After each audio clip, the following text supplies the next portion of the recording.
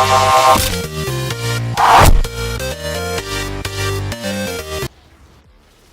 there, fools. T here, and you are watching what I'm calling Final Doom. So we're just gonna basically, I'm gonna be showing you the ending of Doom 2016. This is the Switch version, and yeah, it's pretty frenetic here. Very fun game. I will say that the final boss, to me, wasn't as hard or didn't like build up to him. Basically, there was other bosses that were a little tougher to deal with. Like the Cyber Demon was probably the toughest, or maybe I can't think of the name of that other boss, but you beat him, and then he comes back as 2, which was pretty surprising. That was a pretty interesting and fun, frenetic, crazy battle. As you see here, I'm into a nice battle with I forgot what those bald guys are called, but Pinky, Demons, and those guys there. Yeah, this is the end of the game itself. Very fun, like I said. I was really surprised at how fast it still felt. Obviously, the Switch version is not running at the same speeds and doesn't have the same resolution as the PS4, Xbox One, and obviously the PC version. But even at its 30 frames, just look the way I'm moving around here. As far as the way I'm looking and aiming, it feels pretty fast. I don't know what they did, what kind of wizardry they pulled off to make this happen, but looks pretty good. And I have this one specific troll who comes to me all the time, basically talking about the Switch version of this or the Switch version of that. Doesn't look good, doesn't look as good, blah blah blah blah. But he'll never acknowledge the capabilities of the Switch and what it can do. At its size, especially, we're talking about a tiny little tablet based console, and being able to have games that are ports of current gen games, even if it isn't running as good as those versions. It's impressive, and I don't understand why. This guy's just a troll, so I'm not talking about him, but there are some people that just don't give it credit for what it can do. Obviously this doesn't have the same visual style, or not visual style, but visual resolution or frame rate as the other versions, but it's pretty impressive for what it is, I think. And I don't know what it is about. I don't know if it's just gamers today that just take technology for granted. I never did, because technology when I was younger was pretty sophomoric. It was pretty new, and the leaps that we saw were very impressive and cool to me. And I guess it's just the fact that some of these guys, they grew up with the 360 or something, and they just take this kind of stuff for granted. I don't know. I guess if you grew up with 360, that would make you like 14 or 15 or something. Or maybe you're 20 and you didn't really get into games until 360, or maybe you're 25. You're born in 95. You weren't really paying that much attention to visuals and stuff until you were 7 or 8 years old. And by then you had mid to late GameCube, Xbox era, and then 360 came out.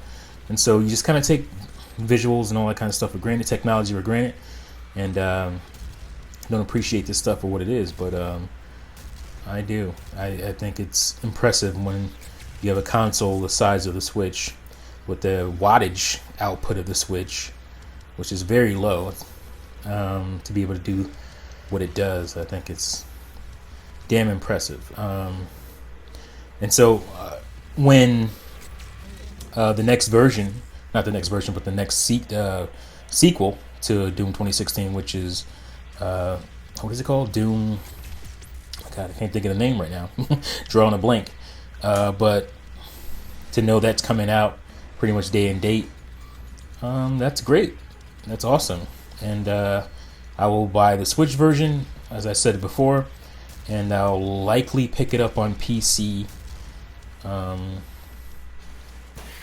be PC or Xbox One, because I'm gonna get an X at some point. So I'll get the nice visual one, and I'll get the one I can take anywhere. So best of both worlds.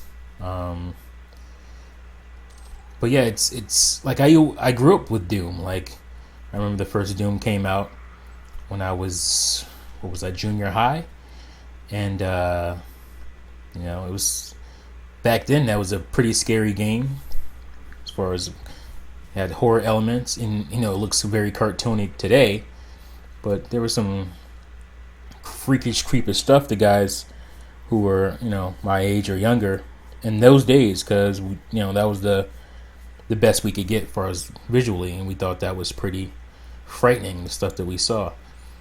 And it's crazy to see where it's come from to where it is now. But it's still somehow able to maintain that same feel. I mean, this still feels like that Doom somehow. I don't know what they're doing. I don't know how they're doing it, but it still feels like Doom. You know, maybe it's the pickups. That's part of it, obviously.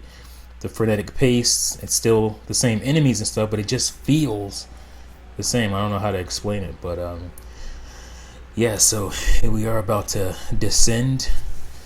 We're gonna close the well here with this awesome demonic key, and it's gonna bring out that doctor traitor chick who got obsessed. I can't think of her name right now. I'm sure it's gonna pop up on the screen in a minute.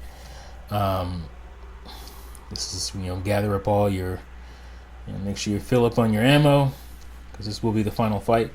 But like I said, I want to say I wasn't impressed, but because of what had come before it, the final fight scene sequence didn't seem as hard, you know. I don't think I died. I don't think we're gonna watch this in a second here, but I don't think I died at all during this whole final sequence. So we'll see. I don't remember. But yeah. So I this is old footage. I saved this some time ago, knowing I would put it up at some point. And there she is. A lot of this game reminds me of that movie, actually. What's the name of it? Event Horizon. It feels a lot like Event Horizon, more so than it feels like the Doom movie. She's gonna melt down and become this big brain monster. I just think this is all pretty impressive for the Switch. Visually, speed-wise, effects-wise, it retains most of the effects, which is also pretty impressive. You might be hearing some humming now coming through my mic. It's basically my computer fan heating up. I was hoping it wouldn't do it, but it's doing it. But yeah, here we go. This is a pretty cool fight. You know, it's your typical end boss battle, fighting some kind of spider creature. Seems like it happens a lot in video games, where you fight the spider creature. Even like Zelda, the latest Breath of the Wild game, even that one, you're fighting basically Ganon as a spider beast, spider creature, climbing up the walls and doing all kinds of stuff. So spiders are frightening to a lot of people, and it's just the way they move, the way they look. But yeah, like, I you know, it doesn't look like I died, because I'm looking at the time here. There's no way I died and had to fight again. So it's crazy, because I figured out the pattern, or, you know, basically what the boss was doing pretty quickly. and figured out what I had to do, where I had to go, per wave, and I was pretty impressed with myself, the way I fought here. But like I said, I think some of that has to do with the fact that the creature, the boss here, wasn't too difficult, and it was fine. I mean, I wasn't disappointed or anything. I was probably expecting it to be harder, but wasn't disappointed. It's a still fun battle, I died enough playing this game. I didn't need to die again here multiple times or anything. So maybe it kind of felt like another boss battle I've played. I can't think of what it is, but or what game it was, but it just kind of feels like a similar fight. Like maybe it was like Metroid Prime. I don't know. It wasn't nearly, it wasn't exactly like that at all. Look at that, down to 6, and somehow I survived. Wow, that was close. That's putting in some good work here, if I do say so myself. But yeah, this game's pretty impressive. Yeah, so I'm gonna be doing. You guys know I do T-plays and stuff like that, and I usually don't talk or anything during them. I'm gonna start doing that. So if you haven't been watching T-plays because they're quiet and just me playing games, I'm going to be doing them like this pretty much now. Maybe sometimes I'll have a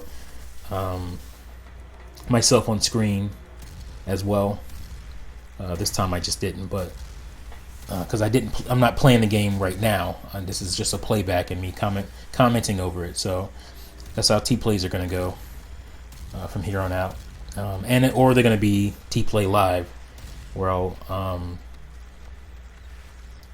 talk, while live stream a game. I'll try to do stuff that most people don't play.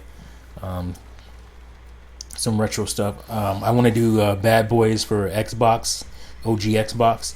Bad Boys, the movie game. It is awful, and I think it'll make for a pretty entertaining stream. So that'll probably be my first T-play live. Bad Boys. I think it's like Miami Takedown or something. It is terrible. Yeah, that should be fun. So that's the kind of stuff I want to do. Not necessarily games that are just coming out or anything like that, because I like to take my time and get into those worlds and not be focusing on being on a live stream when I'm doing that stuff. So yeah, we're about to be done here. Looks like. It's funny because I'm trying to play this back on my computer. For some reason it's stuttering, but I know the capture itself doesn't stutter. So hopefully get a good sync here. But yeah, looks like she's done. Nothing left to do but finish it up. Yeah, this is pretty good. Nice and gruesome stuff. Put the BFG in her face. Yeah, nobody coming back from that. Eek. Good stuff. But yeah, if you guys haven't played this game, make sure you play it, man, before the sequel comes out.